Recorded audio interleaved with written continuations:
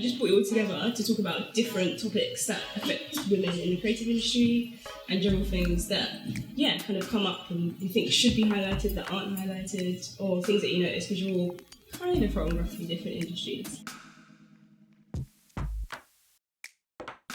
The four of you essentially are kind of in almost like your kind of leadership roles in your kind of within your own industries, within your own kind of sectors.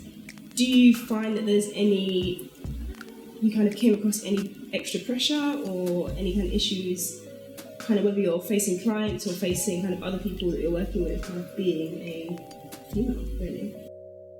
It's actually when we are travelling in different countries and you come across some men, or just a general reaction to females travelling by themselves, or but it's never when we're travelling it's overt. But I think with the exhibition, it wouldn't be something that would be overt to us. We wouldn't be able to say, okay, the men we work with, It's more like, I don't know, it's two women doing something.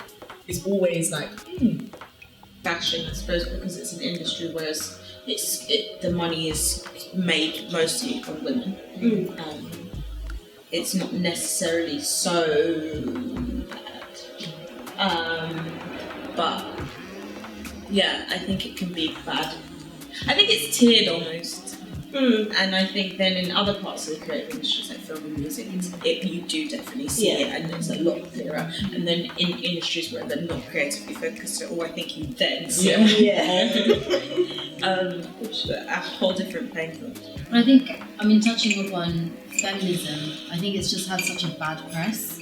I think, if you label someone as a feminist, you automatically assume that they are anti-men, that they're angry, and, they're burning bras and all sorts. And then there's obviously that extreme version of it. But I think that because we're still unequal to men, and maybe actually we never will be because we're very different, I think that it's just important to promote that balance in some capacity. And I think that's why as a woman that you would naturally be a feminist, but of your own definition.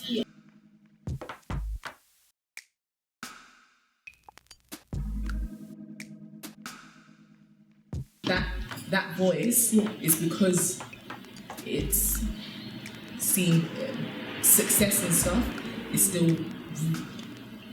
still owned by a man.